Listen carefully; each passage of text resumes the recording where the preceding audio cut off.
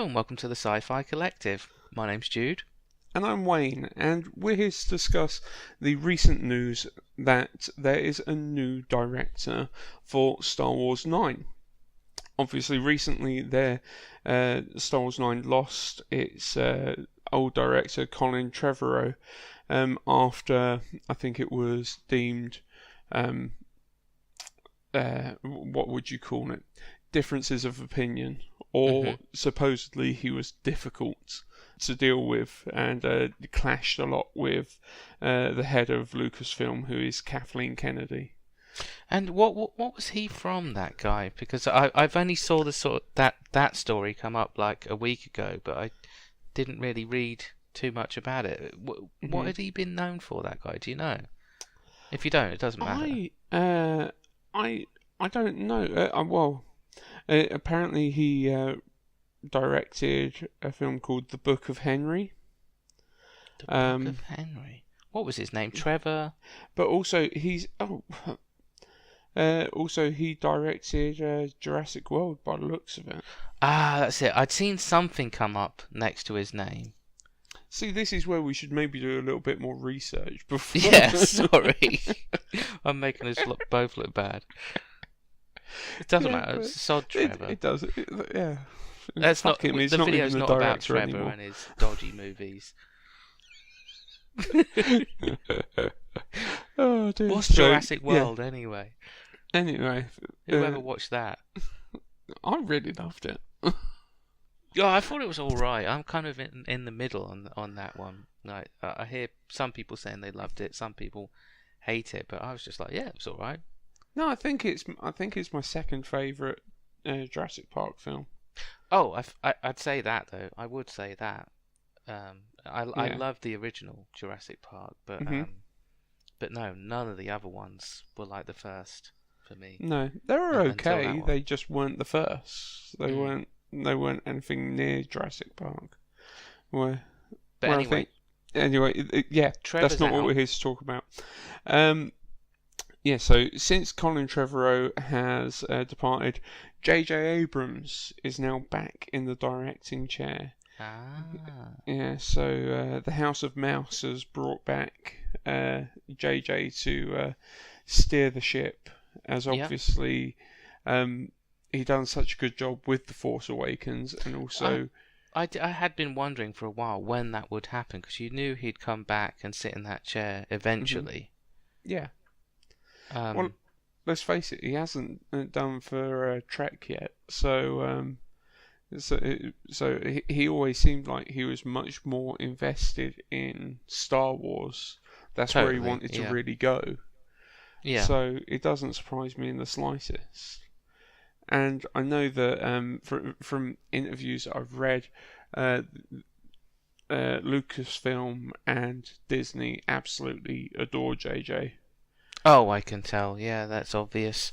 Yeah, well, I'd say that's good news, but like personally, I'd just say I hope he manages to steer it a bit more in his own direction, more so than Episode 7.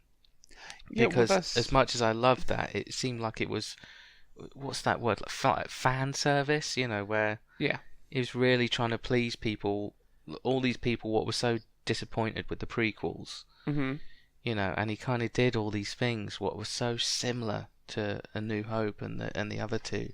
And I'd like to see him sort of do his own thing a bit more now. I do totally get where you're coming from, because obviously there's huge mirrors with A New Hope, story-wise.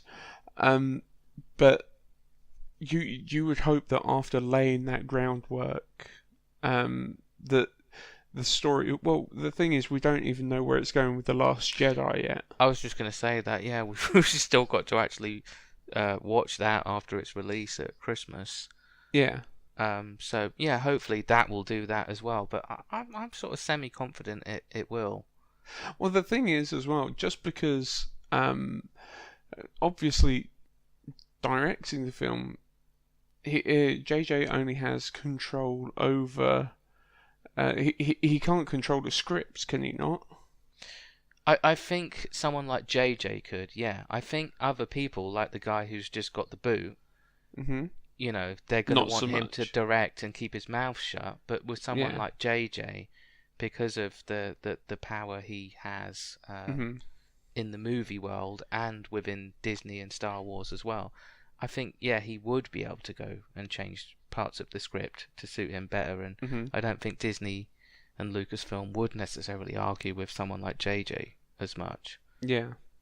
Well, that's it. And let's face it, his catalogue of work is just getting more extensive and more huge by the minute. Whether it is for Lucasfilm, whether it's for CBS and Paramount, or whether it's for Marvel, he's just knocking out these blockbusters that everybody adores. So I think JJ is definitely a safe bet for bringing him on, rather than, but saying that, they might have gone back to JJ because he was a safe bet, like brought in Trevorrow to see what he can do with it, didn't like where he was going and ended up having all of these conflicts, and then they're going back to the tried and tested. You never know, though. I mean, we're recording this video in September 2017. Like, you might find in 3 weeks' time that JJ has named someone himself. Like, I want this guy to take over now. You know how quick these things can change. Yeah. Oh, absolutely, absolutely. But either way, I think it's I think it's good news. I know that there's been a lot of loss of directors with Star Wars in general lately, with like the Han Solo movie and everything. But I think bringing JJ back is definitely a good move, and I personally feel quite confident in it. Yeah, same. As you say, it's in safe hands, I think, really. Yeah. No, definitely. So do I. So let us know in the comment section below, guys, what you think. Are you happy to see JJ coming back? Or is there somebody that you would have preferred to have seen taking the helm? Does anyone want George back? No one ever talks about George the Hutt anymore. I don't think anyone wants George back. I'm just saying it for the sake of the Jones. comments. Yeah, oh my god. You just make me think of South Park immediately when you say that. Yeah.